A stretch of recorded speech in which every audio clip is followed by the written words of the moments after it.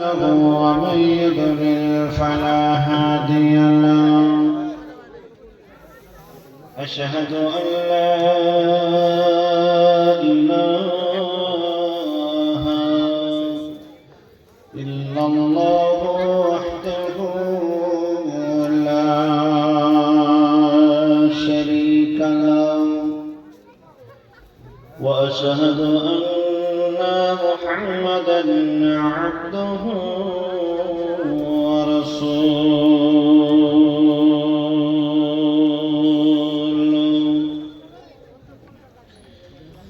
الذي أرسله بالحق بشيرا ونذيرا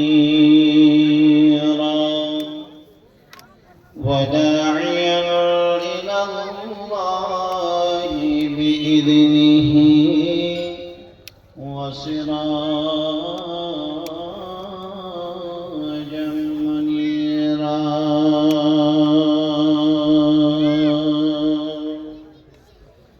فقد قال الله تبارك وتعالى في كلامه المجيد والفرقانه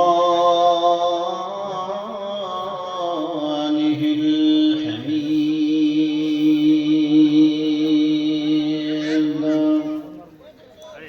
أعوذ بالله من الشيطان الرجيم.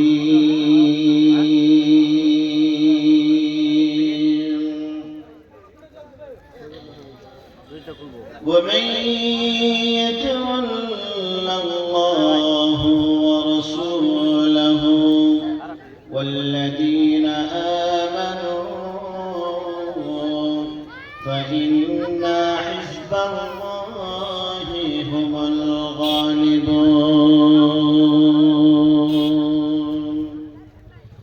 وقال الله تبارك وتعالى في آيات مباركة: قل إن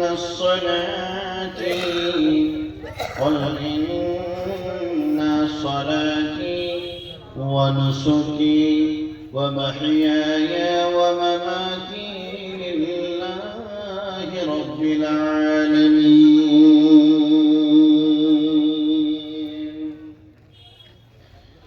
وقال النبي صلى الله عليه وسلم: وعن ابن عمر رضي الله تعالى عنهما قال: قال رسول الله صلى الله عليه وسلم: من تشبه بقوم فهو منهم. ওরে ও পাগলা বাবা, ওই আমার ভণ্ড বাবা, ওই আমার খাজা বাবা, রোজ হাসরে দেখবে তোমার কোন বাবা।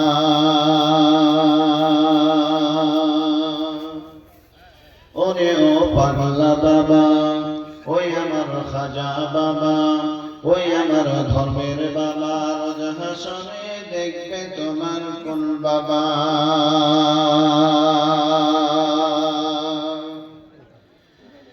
নামাজের ধার ধারি না,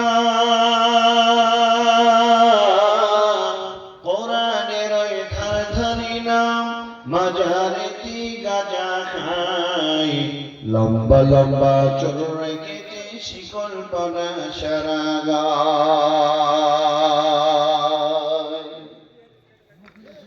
মোচে ঢেকেছে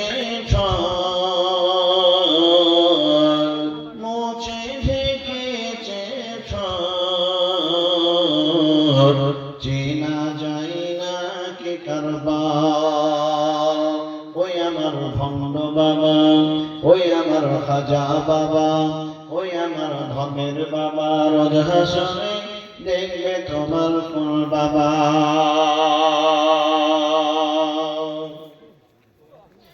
যত মাজার তত বাবা, বাবা হলো বেসুমার। রেল লাইনে নাই রে মাজার, আকাশ পথে নাই রে মাজার, বাস লাইনে সব মাজার। নিজের বাপের নাই না খবর, নিজের মায়ের নাই না খবর, কবরে দিলা ছগর। ওরে ও ভণ্ড বাবা, ওই আমার খাজা বাবা, ওই আমার ধর্মের বাবা, হাসরে দেখবে তোমার কোন বাবা।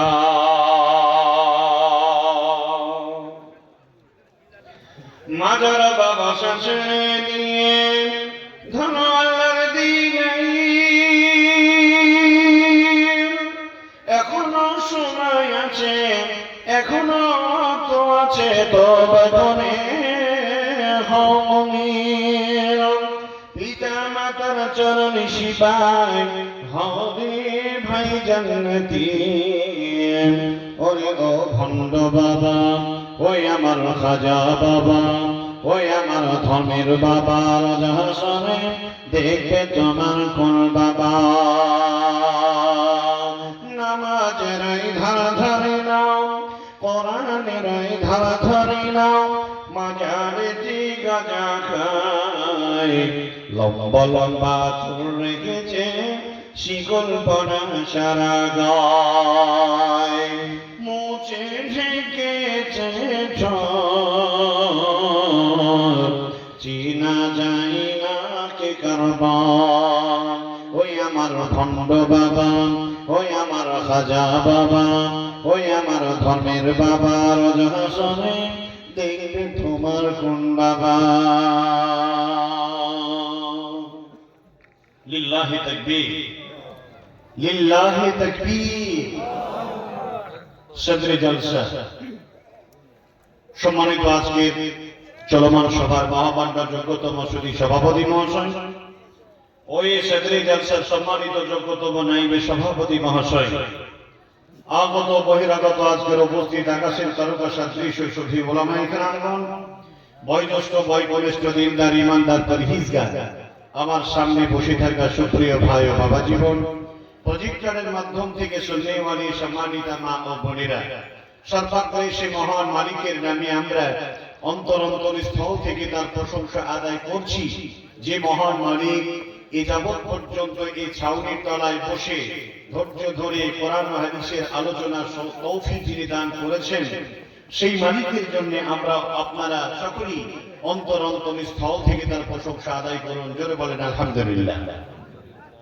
আর একটু আল্লাহর প্রশংসা জোরে বললে আল্লাহ খুশি হবে, আল্লাহ করুণা বর্ষণ হবে। বলেন আলহামদুলিল্লাহ। তারপরে পরে সর্বহারার নেতা সরওয়ারে কায়নাত আহমদ মুজতবা মুহাম্মদ মুস্তাফা, সকলে বলেন সাল্লাল্লাহু আলাইহি ওয়াসাল্লামের উপরে শত সহস্র কোটি দরুদ ও সালাম, শান্তির ধারা বৃষ্টির ন্যায় অগণিতভাবে বিবর্ষিত হোক। সকলে বলেন আল্লাহুম্মা আমিন। আল্লাহুম্মা সাল্লি আলাইহি, আল্লাহুম্মা বারিক আলাইহি, বারিক সাল্লিমান তাসলিমান কাসীরান কাসীরা। আজকে মালদা ভালুকারোর ভৈরবপুর গ্রামে এই 901 রজনীর প্রোগ্রামে বহু কষ্ট করে প্রায় 200 কিলোমিটারের পথ, তার অধিক পথ পাড়ি দিয়ে আমি আপনাদের কাছে এসেছি। সেই হিসাবে আপনারা আমার বন্ধুবর আব্দুল শুকুর রাহিমের মুখ থেকে অনেক মূল্যবান মূল্যবান নারী কেন্দ্রিক এক তত্ত্ববহুল বিবরণ আলোচনা, তার সাথে অনেক মনোরঞ্জন কিছু গীত এবং কিছু নাচ এবং তার সাথে কিছু অত্যন্ত সুন্দরভাবে তিনি আলোচনা করে গেলেন। সেই কেন্দ্রিক আজকে আমি আপনাদের সামনে শেষ আলোচনা শোনার সাথে সাথে আপনারা শেষ আলোচকের বক্তব্য শুনবো এই মনস্থির করে বসেছেন বিধায় পবিত্র কোরআনুল কারীম সূরা নম্বর 5 সূরা আল মাইদা আয়াত নম্বর 56 আমি আপনার সামনে তেলাওয়াত করেছি। তাছাড়াও পবিত্র কোরআনুল কারীম তার পরপরই একটি সূরা নম্বর 6 সূরা আল আনআম আয়াত নাম্বার 162 আমি আপনার সামনে তেলাওয়াত করেছি। মহানবীর একটি হাদিস আমি আপনার সামনে পেশ করেছি। হাদিস নাম্বার হলো 4031 নাম্বার হাদিস, সুনানে আবু দাউদ। উক্ত হাদিস আর কোরআনকে সামনে রেখে আমি আমার তথ্যবহল বিবরণী বক্তব্য দিলাম ইনশাআল্লাহ। ওয়া মা তাওফীকি ইল্লা বিল্লাহ। বলা হলো এটাই যে এত শীতের প্রকোপেও মানুষ নির্লজ্জভাবে আল্লাহ তাবারক ওয়া তাআলার সান্নিধ্যে তারা নিজেকে কোরবানি করেছেন এবং তার সাথে অনেক অর্থ প্রদান করে এই মসজিদের উন্নয়ন করার চিন্তা ভাবনায় আপনারা এই বর্তমান এই প্রোগ্রামে আপনারা উপস্থিত হয়েছেন। এত জালসা জলুস দেওয়ার পরেও মানুষের আমরা ইমানি কোনো পরিবর্তন আনতে পারিনি। আমরা মুসলিম মিল্লাত, অ্যাটেনশন প্লিজ, খুব ভালো করে কথাগুলো শুনবেন। এরপরে হয়তো আমি আর কোনোদিন এখানে আসবো কি আল্লাহ নিয়ে আসবেন কিনা তিনি নির্বাচন করে রেখেছেন, তবে আজকে যখন এসেই গেছি তাহলে সে কথাগুলো আপনাকে শুনতে হবে। কোরআন ও হাদিসের নিরিখের বাইরে একটা কথা বলার চেষ্টা করব না, কারণ কোরআন আর হাদিসের মতো বড় গল্পের বই আর বড় নসিহতের বই আর কিছু হতে পারে?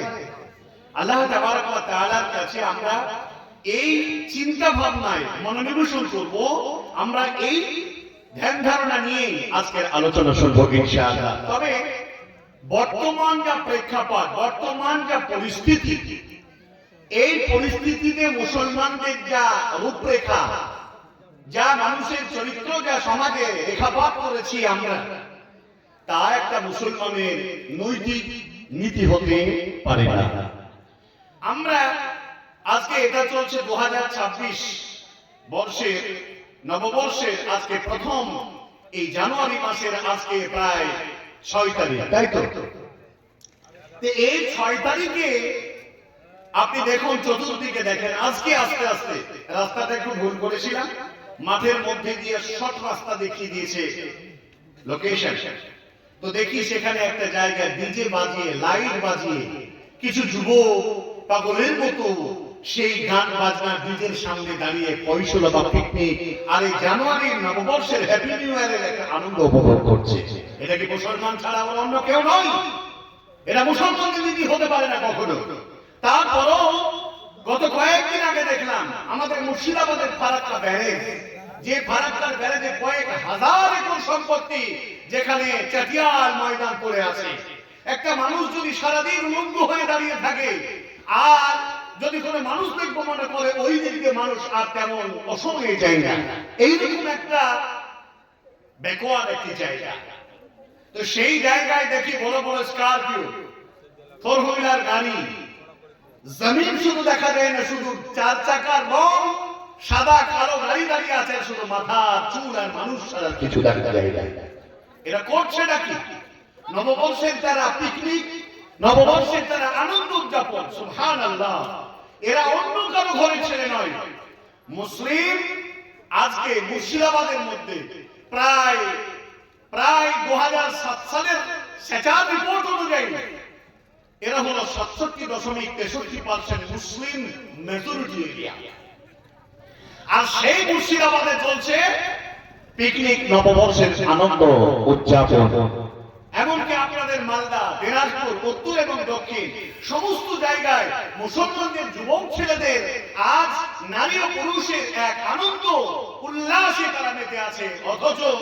অথচ ইমানি জজবার দিক থেকে আজকে দেখুন, এই জালসা একটা ছোট্ট জালসা, তারপরেও কিন্তু আজকে মেলা খেলাতে নারী পুরুষের মেলামেশা, সাক্ষাৎ এবং এদিক থেকে যাওয়া সেদিকে, সেদিক থেকে আসা এদিকে, তা জালসার মাহফিলের থেকেও যেন রাস্তায় বেশি মানুষ। এগুলো কারা? আমি আজকে আপনাকে এই কথা দিয়ে শুরু করতে যাচ্ছি। এরা কারা? এর জন্য দায়ী কে? আরে বলো শুধুই কি তা'মুরুনা বিল মা'রুফ ওয়া তানহাউনা আনিল মুনকার ওয়া তু'মিনুনা বিল্লাহ? শুধু আলেম আর উলামারাই মানুষকে ভালো কাজের আদেশ দিবে, মন্দ কাজ থেকে মানুষকে বাধা দিবে, শুধু কি নৈতিক দায়িত্ব এদের উপরে ডিপেন্ড করে? অথচ আল্লাহ তাবারক ওয়া তাআলা বলছেন, কুনতুম খায়রা উম্মাহ উখরিজাত লিন-নাস তা'মুরুনা বিল মা'রুফ ওয়া তানহাউনা আনিল মুনকার। প্রত্যেকটা মানুষকে আল্লাহ রাব্বুল আলামিন বলেছেন, তোমাদেরকে এই জন্য আল্লাহ রাব্বুল আলামিন বাড়ি থেকে বেরিয়ে মানুষদেরকে ভালো কাজের আদেশ এবং মন্দ কাজদেরকে মানুষদেরকে বাধা প্রদান করতে হবে। এখানে প্রত্যেকের যারা জ্ঞানবান বিবেকবান মানুষ, প্রত্যেকটা মানুষকেই এই চরিত্র নীতি আদর্শের উপরে তাদেরকে দাঁড়িয়ে থাকতে হবে। অথচ দেখা গেল ভালো কাজের জন্য মানুষদেরকে উৎসাহ প্রদান করার জন্য মানুষ খুঁজে পাওয়া যায় না। অথচ আজকে যারা এই নববর্ষে তারা হ্যাপি নিউ ইয়ারে তারা আজকে আনন্দ গান ডিজে বাজিয়ে গোটা সমাজকে তারা কলুষিত করেছে। জেনে রাখবেন, শুধু তাই নয়, আজকে আরেকটি কথা আপনাকে বলতে চাই। এই কথাটা প্রায় জালসা দিয়ে আমি বলতে চাচ্ছি। আজকালকার বর্তমান মুসলমানদের যে চরিত্র, সেই জামানার বানি ইসরাইলদের মুসলমানদের চরিত্র তার জন্য সাদৃশ্য একই, অন্য কোনো পার্থক্য বোঝা যায় না। আপনারা বানি ইসরাইল কাকে বলে জানেন তো? বানি ইসরাইল বলা হয় হযরত মূসা আলাইহিস সালামের কওম, উম্মতে মুহাম্মদ বলা হয় আখেরি পয়গম্বর হযরত মুহাম্মদ রাসূলুল্লাহ সাল্লাল্লাহু আলাইহি ওয়াসাল্লামের উম্মতকে বলা হয়। প্রিয় ভাইরা, হযরত ইউসুফ আলাইহিস সালাম 10 ভাইয়ের কুচক্রে কুয়ায় ফেলে দিয়ে বণিকেরা তুলে নিয়ে গিয়ে তাকে মিশরের হাতে বিক্রি করেছিলেন। কথা সবাই জানেন না নাকি? এই হিস্ট্রি, এই তারিখ, দি হোলি কোরআন, এই যে কোরআন মাজিদের মধ্যে আল্লাহ তাবারক ওয়া তাআলা তা বয়ান করেছেন। হযরত ইউসুফ আলাইহিস সালামকে তার আব্বা নবী আলাইহিস সালাম ইয়াকুব আলাইহিস সালাম বলেছিলেন, তোমার আর বাকি 10 ভাইকে এই ঘটনার কথা তুমি বলবে। বৃহত্তর বিশাল এক তারিখের হিস্ট্রি আল্লাহ তাবারক ওয়া তাআলা কোরআনুল কারীমের মধ্যে বয়ান করেছেন। হযরত ইউসুফ আলাইহিস সালাম ফিলিস্তিন থেকে আগত প্রায় সিংহভাগ নবী ও রাসূলদের বাড়ি ছিল যেখানে জেরুজালেমের মসজিদে আকসা রয়েছে। সেখান থেকে এই ফিলিস্তিনের হাতে বিক্রি করা ফিলিস্তিনের অধিবাসী হয়ে তিনি খাদ্যমন্ত্রী হয়েছিলেন নবী ইউসুফ আলাইহিস সালাম। তারপরে ইউসুফ আলাইহিস সালামের কওমকে তিনি বলেছিলেন, ওগো, আমি যদি এই দুনিয়া ছেড়ে চলে যাব, সেই দিন তোমাদের আর এই ফিলিস্তিনে থাকার কোনো দরকার হবে না। তোমরা এখান থেকে সব ফিলিস্তিনের শরণার্থীর মতো আবার পুনরাবৃত্তি তোমরা ফিরে যাবে, পুনরায় তোমরা ফিরে যাবে। যাবে তখন তোমরা আমার এই কফিনের মধ্যে যে আমার লাশটা থাকবে, এই লাশটাকেও তোমরা তুলে নিয়ে যেয়ে সেখানে দাফন করে দিও। হযরত ইউসুফ আলাইহিস সালাম থেকে নিয়ে হযরত মূসা আলাইহিস সালাম নবী আসার ব্যবধান হলো প্রায় 400 বছরের বেশি। এই হিস্ট্রিগুলো মনে রাখতে হবে আপনাদের। আর তার মাঝে রাজ করেছিল স্বৈরাচারী শাসকের নাম হলো ফেরাউন। আর এই ফেরাউনের নির্যাতন ছিল শুধু আল্লাহ বলতে বলা মুসলমানদের উপরে এক অসহ্য জুলুম, অত্যাচার, অনাচার, দুর্নীতি আর স্টিমরোলার দিয়ে তাদেরকে সদা সর্বদা নির্যাতন এতটাই নির্যাতন করেছিল সে সময় ইউসুফ আলাইহিস সালামের কওম শেষ পর্যন্ত যখন নবী মূসা আলাইহিস সালাম আসলেন, মূসা আলাইহিস সালামের উপরে ঈমান আনতে গিয়ে বহু বছর অতিক্রম হয়েছিল, তারপরও তাকে নবী বলে মেনে নেয় নাই। সকালবেলায় যদি ঈমান আনতো, সন্ধ্যাবেলায় প্রত্যাখ্যান করত। এই যুগের মানুষ ছিল সেই জামানায়। আজকালকার বর্তমান মুসলমানদের একই অবস্থা। আপনার নাম আব্দুল্লাহ, নামাজ পড়েন, কখনো হয় কখনো হয়। আবার কাউকে যদি বলা হয় নামাজ পড়ো, বলে নামাজ না পড়লে কি হবে, আমার ঈমান ঠিক আছে, বলে না। এই সমস্ত মানুষগুলো কারা? সেই যুগের বানি ইসরাইলের কওমে মূসা আলাইহিস সালামের উম্মতের সাদৃশ্য পদাঙ্ক অনুসরণ করার এক নীতির মানুষ। আর এই কারণে আজকে সারা ভারতবর্ষ থেকে এই চরিত্রগুলো জেনে যাওয়ার পরে সন্ত্রাসী শাসক যারা রয়েছে, যারা ইসলামকে ভারতের মাটিতে থাকতে দেবে না, মুসলমানকে থাকতে দেবে না, হাজারো বাইতুল ফতোয়া তারা শুরু করেছে। কখনো এনআরসি, কখনো সিএএ, কখনো এসআইআর করছে না যারা বলেন চালু করে দিয়েছে। যদি প্রকৃতপক্ষে আল্লাহ তাবারক ওয়া তাআলা ঈমান বুকে মজবুত করে ধরে রাখা মুসলমান হয়, আল্লাহর জমিন থেকে কেউ উৎখাত করতে পারবে? জোরে বলেন, পারবে? কিয়ামত পর্যন্ত পারবে না। বিশ্ব নবী জনাবে রাসূল আকরাম জোরে বলেন সাল্লাল্লাহু আলাইহি ওয়াসাল্লাম আবু জাহাল, আবু লাহাব, উতবা, শাইবা, শুহবা, মুগীরা প্রমুখ সেই জামানা ক্ষমতার শীর্ষ অধিকারী স্থানীয় ব্যক্তিরা নবীদের উপরে নির্যাতন করেছিল। বিশ্ব নবী যদি দাওয়াতের কথা বলতে শুরু করলেন, সেই দিন নবীজির আলামীর খেতাব পাওয়া নামটাকে চিরদিনের মতো মিটিয়ে দেওয়ার জন্য নবীজিকে মক্কা থেকে বিদায় করার প্ল্যান পরিকল্পনা নিল। এমন সময় আল্লাহ তাবারক ওয়া তাআলা জিবরিল আমিনকে বললেন, জিবরাইল যাও আমার হাবিবকে বলে দাও মক্কায় থাকা তার রুচি শেষ, এখন মদিনায় তাকে চলে যেতে হবে। বিশ্ব নবীর কাছে জিবরাইল এলেন, আল্লাহর নবীকে বললেন, ইয়া রাসূলুল্লাহ, আল্লাহ তাবারক ওয়া তাআলা আমাকে আপনার কাছে পাঠিয়েছেন। আপনার মক্কার জমিনে আর আপনাকে থাকা যাবে না, এবার আপনাকে মদিনার পথে আপনাকে রওনা হতে হবে। বিশ্ব নবীর একটাই সমাজের মুখে এই কানুন শুধু প্রতিষ্ঠিত করার উদ্দেশ্যেই ছিলেন এক আল্লাহ তাবারক ওয়া তাআলার উপরে ঈমান এনে জাহান্নাম থেকে মানুষদেরকে ভয় প্রদর্শন করার পরে জান্নাতমুখী করার জন্য আল্লাহ তাবারক ওয়া তাআলার একজন পয়গম্বর হিসেবে কাজ করেছিলেন। ভাইরা আমার, বন্ধুরা আমার, বিশ্ব নবী জনাব রাসূলুল্লাহ হযরত আলীকে ডাকলেন, আলী একবার তুমি শোনো, চতুর্দিকে কাফেররা আমার বাড়িটাকে ঘিরে নিয়েছে, আমাকে থাকতে দেবেন না। আলী রে, আমার বিছানায় আমার মতো করে তুমি শুয়ে যাও, আর আমি এই মুহূর্তে বেরিয়ে চলে গেলাম মদিনার উদ্দেশ্যে।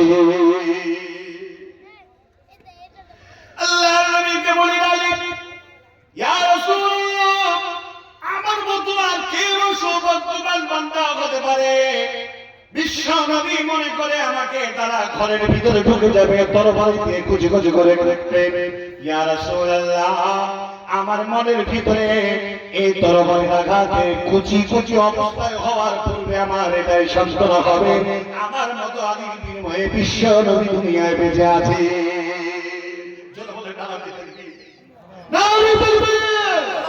বিশ্ব নবী রাসূলুল্লাহ সাল্লাল্লাহু আলাইহি ওয়াসাল্লামের বার্তা শোনার পরে নবীজি বেরিয়ে গেলেন। নবীজি বেরিয়ে যাওয়ার পরে বেরিয়ে যাচ্ছেন, চতুর্দিকে কাফেরের দল চিনে ফেলবেন। ভাইরা আমার, বন্ধুরা আমার, আল্লাহ তাবারক ওয়া তাআলা নবীজির কে এই শিক্ষা পেলেন জিবরিল আমিনের মাধ্যমে। নবীজিকে বলা হলো, ইয়া রাসূলুল্লাহ, চতুর্দিকে কাফেররা ঘিরে নিয়েছে, আপনি এক মুষ্টি বালি নিয়ে আপনি ইসমে আযম পড়ে না ছড়ে দেন, সমস্ত কাফেরদের চোখে পৌঁছে যাবে, অন্ধকার হয়ে যাবে, চোখ কচলানোর মুহূর্তের ফাঁকে আপনি বিদায় নিয়ে নেবেন। বিশ্ব নবী আমার হাতে মুষ্টি বালি দিলেন, আর তিনি একটি মুখ বললেন, শাহাদাতের উযু এটা পড়লেন, দম মেরে ফুঁক মেরে দিলেন, আর সেটাকে ছেড়ে দিলেন। আল্লাহ তাবারক ওয়া তাআলা এই বালিগুলোর সৃষ্টিকর্তাকে জোরে বলেন আল্লাহ। আল্লাহ তাবারক ওয়া তাআলা প্রত্যেকটা কাফেরের চোখের কোণায় কোণায় পৌঁছে দেওয়ার যে হিকমতের কুদরতের কাজ করেছিল আল্লাহ তাবারক ওয়া তাআলা। সবার চোখ রগড়াতে শুরু করলো, এমন অবস্থায় নবীকে নিয়ে গেলেন। নবীজি বেরিয়ে যাচ্ছে, তখন কাবার দিকে এক নজর ধরে তাকালেন। কাবা মনে হতে আছে ফ্যাল ফ্যাল করে নবীজিকে যেতে নিষেধ করছে। আপনি আমাকে ছেড়ে যাবেন না, এই অনুভব করছিলেন নবীজি। ভাইরা আমার, বন্ধুরা আমার, আল্লাহ তাবারক ওয়া তাআলা কাবা দিকে সজল ভরা চোখ নিয়ে অশ্রু ভরা অশ্রুসিক্ত অবস্থায় নবীজি কাবাকে বারবার বলতেছিলেন, ও কাবা, আমাকে তোমার খিদমত করতে দিলে নাই মক্কার কুরাইশরা, আমি যদি আবার কোনোদিন যদি মক্কায় ফিরে আসি তোমার মন ভরে তোমার খিদমত করব। চলে গেলাম, তোমার লালন করব, তোমার খিদমত করব, তোমার সেবা করা। আমি মুহাম্মদুর রাসূলুল্লাহ সাল্লাল্লাহু আলাইহি ওয়াসাল্লাম বড় আমার শখ ছিল, এটা আমাকে পূর্ণ করতে দিল না। এবার আমি চলে গেলাম। ও কাবা, যদি কোনোদিন আমি বেঁচে থাকি আর ফিরে আসি মক্কার মাটিতে, সেই দিন তোমার লালন পালন আমি করে যাব। ভাইরা আমার, বন্ধুরা আমার, বিশ্বনবীকে তারা চিনতে পারল না। এই অবস্থায় কাফেরের দলেরা নবীজি চলে গেলেন মদিনায়, মদিনায় থাকতে শুরু করলেন। মদিনায় বিশ্বনবী থাকার পর নবীজিকে মদিনায় তারা শান্ত থাকতে দেয় না। বদরের যুদ্ধে বাধ্য করল, উহুদের যুদ্ধে বাধ্য করল, খন্দকের যুদ্ধে বাধ্য করল, তাবুকের যুদ্ধে বাধ্য করল। চতুর্দিক থেকে নবীজিকে ইসলামকে বাঁচিয়ে রাখার জন্য যে লড়াই হয়েছিল, এই কাফেরের দলেরা শেষ পর্যন্ত নবীজিকে এই জায়গায় তাকে ব্যস্ত করে রেখেছিল। আল্লাহ তাবারক ওয়া তাআলা নবীজি বদরের প্রান্তরে বিশ্ব নবী দাঁড়িয়ে দাঁড়িয়ে দুহাত তুলে দোয়া করছেন আর বলছেন, আল্লাহ 1000-এরও বেশি এই কাফের মুশরিকরা, মাত্র 313 জন আল্লাহ তোমার সৈনিক আমরা এসেছে, আর এই বিপুল সংখ্যক হাজার কাফেরদের সঙ্গে লড়াই কেমনে করবো আল্লাহ? হযরত আবু বকর বললেন, ইয়া রাসূলুল্লাহ, আপনি চিন্তা করেন না, ভয় করেন না, ঘাবড়ায়েন না, আমাদের সঙ্গে আর কেউ নাই, আল্লাহ তাবারক ওয়া তাআলা আমাদের সঙ্গে আছে। জোরে বলেন সুবহানাল্লাহ। বিপুল সংখ্যক কাফেরদেরকে 313 জন সাহাবা যারা আমরা তাদের উত্তরসূরি, তারা পরাজিত করে বদর প্রান্তকে জয়লাভ করেছে। জোরে বলেন নারে তাকবীর। মুহাম্মদ সাল্লাল্লাহু আলাইহি ওয়াসাল্লামের সেই উত্তরসূরি আমরা, ভয়ের কোনো কারণ নেই। আজকে যে মেসেজ আপনাদের দিতে এসেছি শুনুন, ভয়ের কোনো কারণ নেই। ভারতবর্ষের মাটিটাকে আলেম ওলামাদের রক্ত দিয়ে আমরা সিদ্ধ করেছি, মজবুত করেছি। 1947 সালে ভারতের মাটিতে 57,000 আলেমের প্রাণ দিয়ে এই দেশ আমরা স্বাধীন করেছি।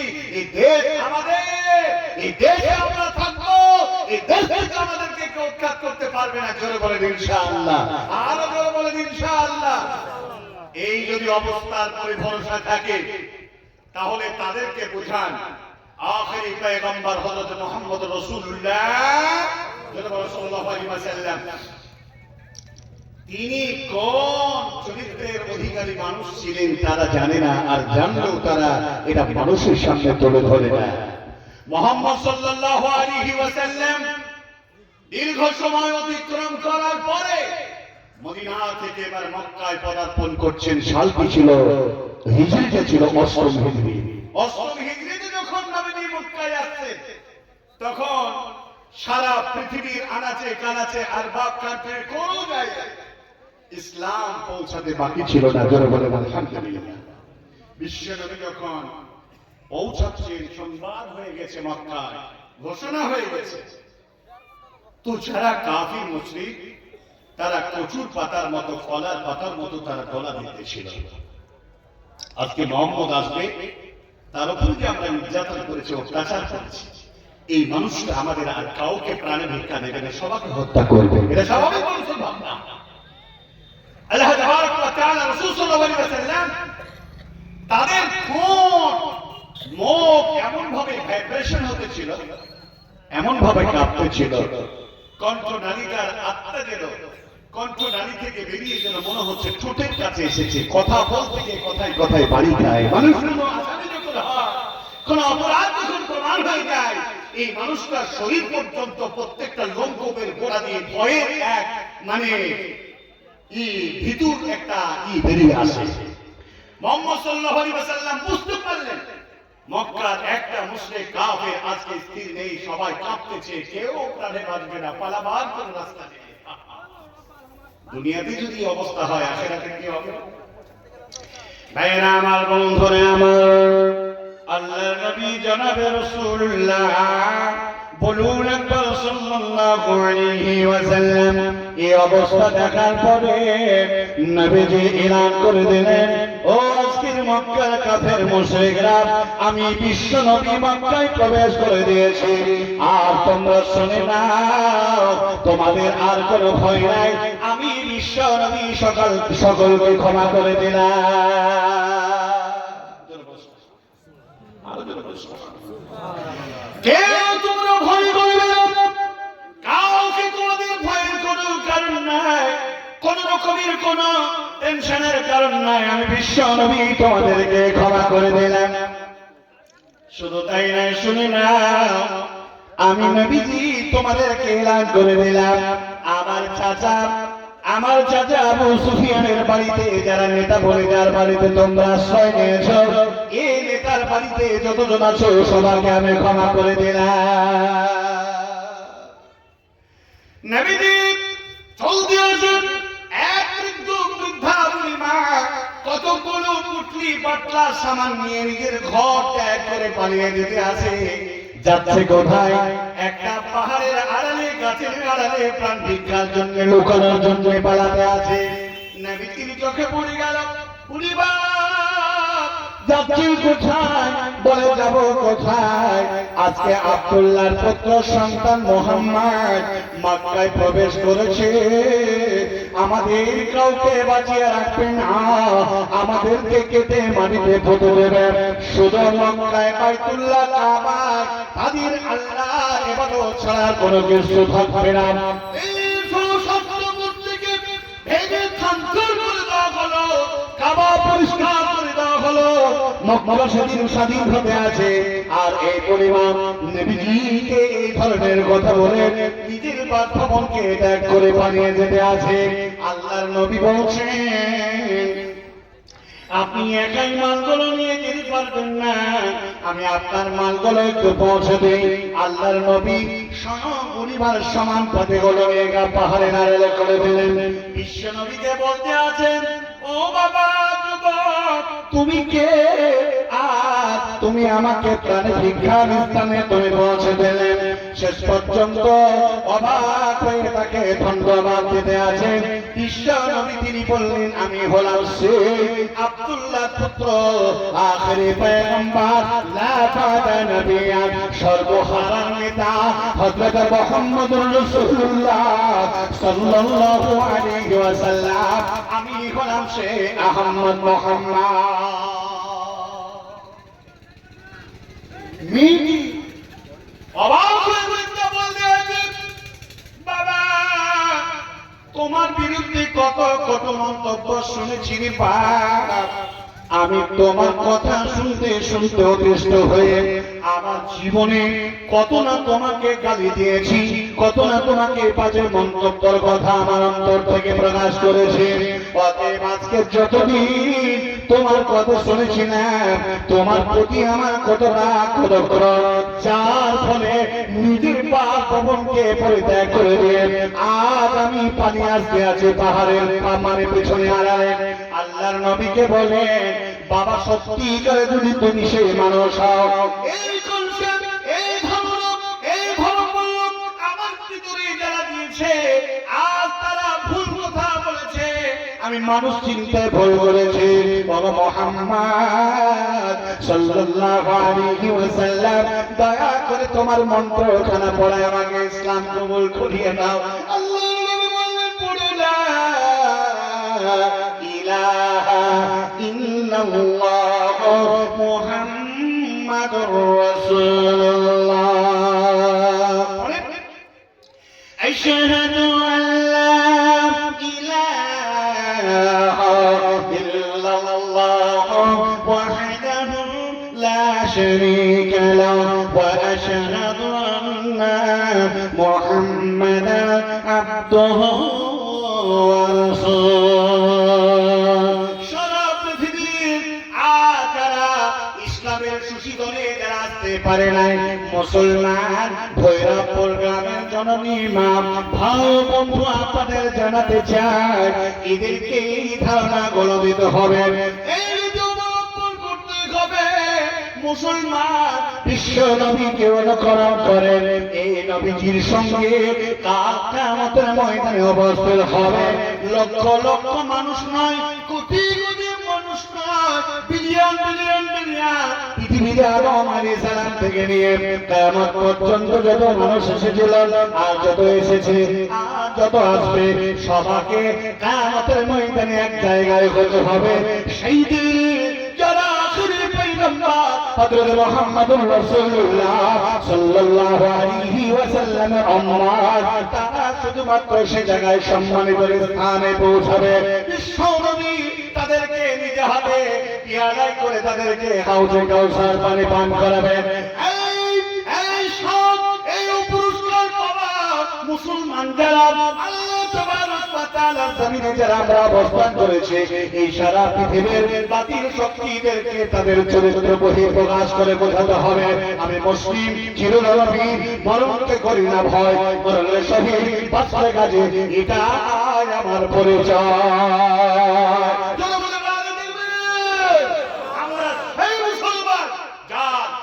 আদর্শে নরেন্দ্র মোদী পর্যন্ত অবাক চিত্তে তন্ময় হয়ে তাকিয়ে তাকিয়ে দেখবে যে অমিত শাহর মতো নরেন্দ্র মোদীর মতো আজকে যারা ইসলামকে নিয়ে আজ কুমন্তব্য মুসলমানদের নাম শুনলে তার নাসিকা কুঞ্চিত বোধ করবে। মুর্শিদাবাদ, নদিয়া আর মালদা, বিহার আর দিনাজপুর, উত্তর এবং দক্ষিণ সমগ্র পশ্চিম বাংলার মুসলিমরা যদি একাকি কোথাও চলে যায় তাদের ধারণা ভুল। তারা ধরে ধরে মব লিঞ্চিং করে, তারা ধরে ধরে মারে। আজকে উড়িষ্যার মাটিতে যেখানেই মুর্শিদাবাদের মানুষ যেখানেই মুসলমান দেখছে পিটিয়ে পিটিয়ে মারছে, মারছে না মানে নাই? প্রিয় ভাইরা, আজকে তারা সঠিক ইসলাম বুঝতে পারে নাই, সঠিক আদর্শ তাদের ভিতরে ঢোকে নাই। মুসলমানকে আমি জাহিরি লিবাস একটা মুসলমান তা কিন্তু প্রমাণ করছি না।